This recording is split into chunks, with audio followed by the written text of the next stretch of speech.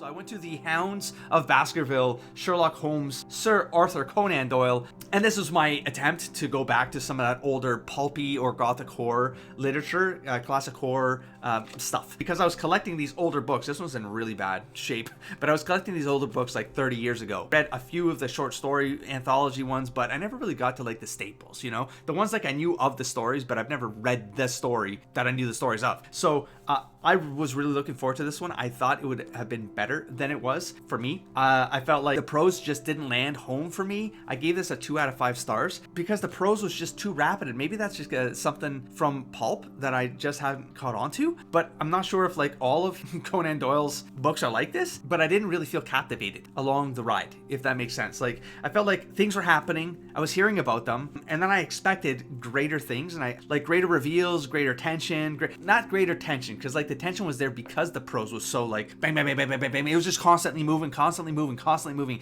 It was very like almost shorthand prose along the way. The dialogue was very sparse, and dialogue didn't even sometimes tell you who was speaking. Once they started firing off, it was just like every line was just someone saying something, and you kind of just had to like, you better know what two people are in that room talking, and the voices themselves would keep you going. But it really wasn't, it just didn't captivate me. Like, I'm not asking for purple prose here, right? But it's just, this was too fast, and the ending was entirely underwhelming is how I would put it. So 2 out of 5 stars. I needed another break, and so I returned back to Gothic horror. I went to The Island of Dr. Moreau by H.G. Wells, and I did not anticipate this one being as good as it was. I really enjoy this. It's a really fast read. I thought it would have been long. I had the book, but I mean, I thought the story would have been longer. I actually got worried that this was maybe an abridged version. When you start reading, you're like, no, this is the story. This is definitely like, this is the full story that I was aware of, because I had an older movie in my collection. I'm pretty sure it was this one. I'm not sure if this was the 70s, but in any case, I really enjoyed it, and I was aware of the story. I like the idea of this. I like the exploration of the whole turning beast to man, and the, again, identity and the duality of that, and the exploration of what does it mean. You can see there's a common theme about some of the horror stuff that I love, especially in Gothic horror. They'll touch on this kind of stuff, but for some reason I didn't expect this to be as compelling as it was,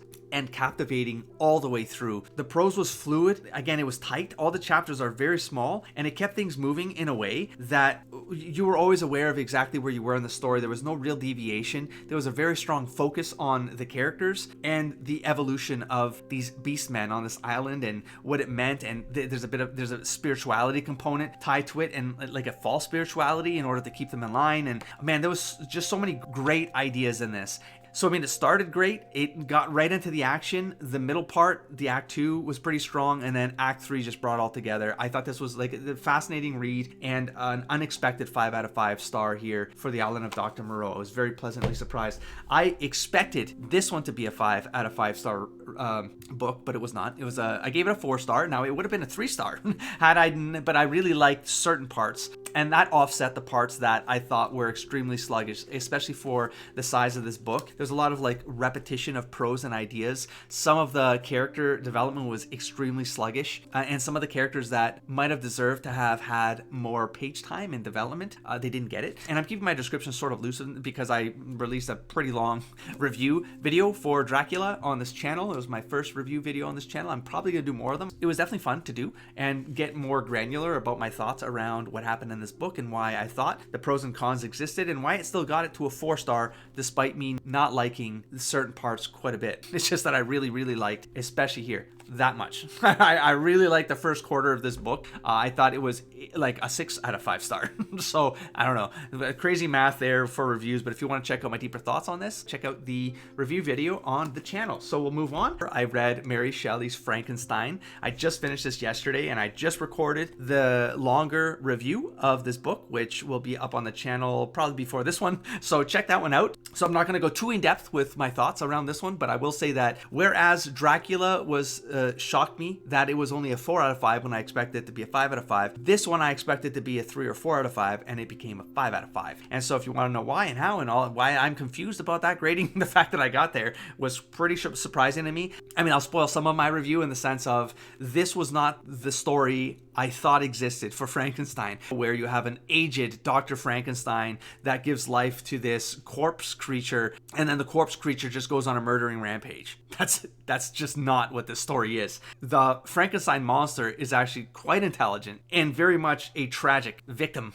of this story. I believe I ended my review with something along the lines of, both Victor and the monster are both villain and victim in the story. But the biggest surprise for me was just that how unexpected it was for me to read the actual story of Frankenstein, and the shock of learning that almost all media, except for the 1994 film by Branagh, Mary Shelley's Frankenstein, which I thought was just an artsy version of the Frankenstein story. But my memory of it, of Act 2 of that movie is effectively the Act 2 of this, where Frankenstein is saying what his experience was trying to discover humanity on his own out there and learning language and stuff like that. And so, strangely enough, it brought back a 30-year-old memory of the movie that I didn't know if I enjoyed. It sort of became forgotten because so much of that other classical monster, Universal Pictures, Frankenstein motif, idea, trope, everything that's almost built on the Frankenstein monster is absolutely not the source material. And so 5 out of 5, absolutely high recommend for people to check this one out.